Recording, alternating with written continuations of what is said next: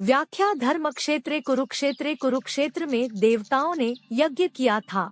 राजा कुरु ने भी यहाँ तपस्या की थी। यज्ञादि धर्ममय कार्य होने से तथा राजा कुरु की तपस्या भूमि होने से इसको धर्म भूमि कुरुक्षेत्र कहा गया है।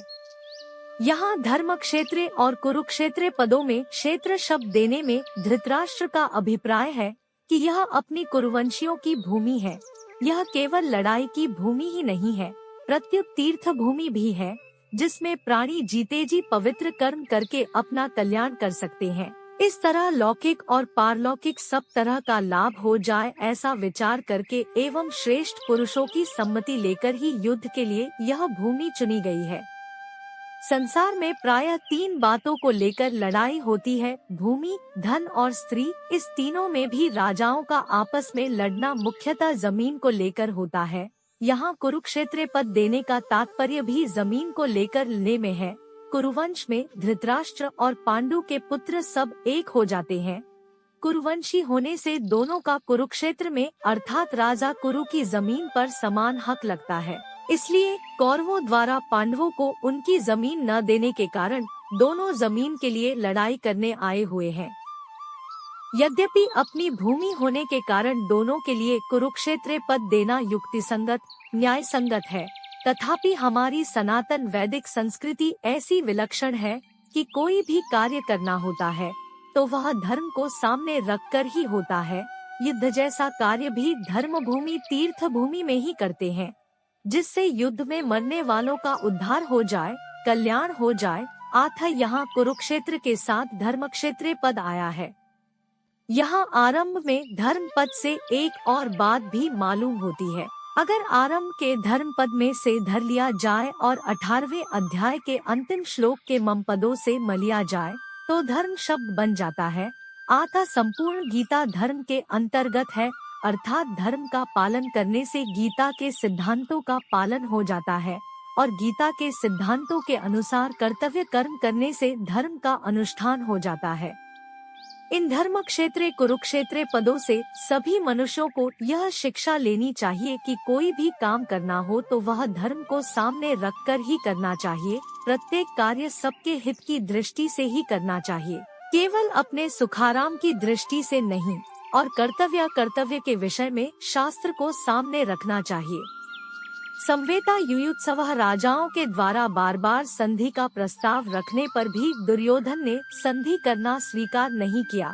इतना ही नहीं, भगवान श्री कृष्ण के कहने पर भी मेरे पुत्र दुर्योधन ने स्पष्ट कह दिया कि बिना युद्ध के मैं तीखी सुई की नोक जितनी जमीन भी पांडवों को नहीं दूंगा। तब मजबूर होकर पांडवों ने भी युद्ध करना स्वीकार किया है। इस प्रकार मेरे पुत्र और पांडुपुत्र दोनों ही सेनाओं के सहित युद्ध की इच्छा से इकट्ठे हुए हैं। दोनों सेनाओं में युद्ध की इच्छा रहने पर भी दुर्योधन में युद्ध की इच्छा विशेष रूप से थी। उसका मुख्य उद्देश्य राज्य प्राप्ति का ही था। वह राज्य प्राप्ति धर्म से हो चाहे अधर्म से, न्याय से हो चाहे अन्याय से, विहित रीति से हो चाहे निषिद्ध रीति से, किसी भी तरह से हमें राज्य मिलना चाहिए, ऐसा उसका भाव था। इसलिए विशेष रूप से दुर्योधन का पक्ष ही युयुत्सु अर्थात युद्ध की इच्छा वाला था। पांडवों में धर्म की मुख्यता थी। उनका ऐसा भाव था कि हम चाहे जैसा जीवन निर्वाह कर लेंगे, पर अपने धर्म में बाधा नहीं आने देंगे, धर्म के विरुद्ध नहीं चलेंगे। इस बात को लेकर महाराज युधिष्ठिर युद्ध नहीं करना चाहते थे, परंतु जिस माँ की आज्ञा से युधिष्ठिर ने चारों भाइयों सहित द्रौपदी से विवाह किया था, उस माँ की आज्ञा होने के कारण ही महाराज युधिष्ठिर की युद्ध में प्रवृत्ति हुई थी, अर्थात केवल माँ के आज्ञापाल रूप धर्म से ही युधिष्ठिर युद्ध की इच्छा वाले हुए हैं। तात्पर्य है कि दुर्योधन आदि तो राज्य को लेकर ही युयुत्सु थे, पर पांडव धर्म को लेकर ही युयुत्सु बने थे। मामकाः पांडवाश्चैव, पांडव धृतराष्ट्र को अपने पिता के बड़े भाई होने से पिता के समान समझते थे और उनकी आज्ञा का पालन करते थे। धृतराष्ट्र के द्वारा अनुचित आज्ञा देने पर भी पांडव उचित अनुचित का विचार न करके उनकी आज्ञा का पालन करते थे। अतः यहाँ मामकाः पद के अंतर्गत कौरव और पांडव दोनों आ जाते हैं। फिर भी पांडवाः पद अलग देने का तात्पर्य है कि धृतराष्ट्र का अपने पुत्रों में तथा पांडुपुत्रों में समान भाव नहीं था। उनमें पक्षपात था, अपने पुत्रों के प्रति मोह था। वे दुर्योधन आदि को तो अपना मानते थे, पर पांडवों को अपना नहीं मानते थे। इस कारण उन्होंने अपने पुत्रों के लिए मामकाह और पांडुपुत्रों के लिए पांडवापद का प्रयोग किया है, क्योंकि जो भाव भीतर होते हैं वे ही प्रायः वाणी से बाहर निकलते हैं। इस द्वैधी भाव के कारण ही धृतराष्ट्र को अपने कुल के सहार का दोहक भोगना पड़ा। इससे मनुष्य मात्र को यह शिक्षा लेनी चाहिए कि वह अपने घरों में, मोहल्लों में, गांवों में, प्रांतों में, देशों में, संप्रदायों में द्वैधी भाव अर्थात ये अपने हैं, ये दूसरे हैं, ऐसा भाव न रखे। कारण कि द्वैधी भाव से आपस में प्रेम स्नेह नहीं होता, प्रत्युत कलह होती है। यहाँ पांडवाह पद के साथ एव पद देने का तात्पर्य है कि पांडव तो बड़े धर्मात्मा है, अतः उन्हें युद्ध नहीं करना चाहिए था। परंतु वे भी युद्ध के लिए रणभूमि में आ गए तो वहाँ आकर उन्होंने क्या किया? मामकाह और पांडवाह, इनमें से पहले मामकाह पद का उत्तर संजय आगे के दूसरे श्लोक से 13वें श्लोक तक देंगे कि आपके पुत्र दुर्योधन ने पांडवों की सेना को देखकर द्रोणाचार्य के मन में पांडवों के प्रति द्वेष पैदा करने के लिए उनके पास जाकर पांडवों के मुख्य सेनापतियों के नाम लिए। उसके बाद दुर्योधन ने अपनी सेना के मुख्य योद्धाओं के नाम लेकर उनके रणकौशल आदि की प्रशंसा की। दुर्योधन को प्रसन्न करने के लिए भीष्म जी ने जोर से शंख बजाया। उसको सुनकर कौरव सेना में शंख आदि बाजे बज उठे।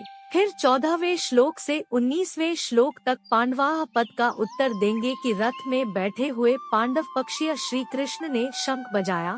उसके बाद अर्जुन, भीम, युधिष्ठिर, नकुल, सहदेव आदि ने अपने अपने शंख बजाए, जिससे दुर्योधन की सेना का हृदय दहल गया। उसके बाद भी संजय पांडवों की बात कहते कहते 20वें श्लोक से श्री कृष्ण और अर्जुन के संवाद का प्रसंग आरंभ कर देंगे। किम कुर्वत किम शब्द के 3 अर्थ होते हैं, विकल्प, निंदा, आक्षेप और प्रश्न। युद्ध हुआ कि नहीं? इस तरह का विकल्प तो यहाँ लिया नहीं जा सकता, क्योंकि 10 दिन तक युद्ध हो चुका है और भीष्म जी को रथ से गिरा देने के बाद संजय हस्तिनापुर आकर धृतराष्ट्र को वहाँ की घटना सुना रहे हैं। मेरे और पांडु के पुत्रों ने यह क्या किया जो कि युद्ध कर बैठे? उनको युद्ध नहीं करना चाहिए था, ऐसी निंदा या आक्षेप भी यहाँ नहीं लिया जा सकता, क्योंकि युद्ध तो चल ही रहा था और धृतराष्ट्र के भीतर भी आक्षेप पूर्वक पूछने का भाव नहीं था। यहाँ किम शब्द का अर्थ प्रश्न लेना ही ठीक बैठता है। धृतराष्ट्र संजय से भिन्न भिन्न प्रकार की छोटी बड़ी सब घटनाओं को अनुक्रम से विस्तार पूर्वक ठीक जानने के लिए ही प्रश्न कर रहे हैं। संबंध धृतराष्ट्र के प्रश्न का उत्तर संजय आगे के श्लोक से देना आरंभ करते हैं।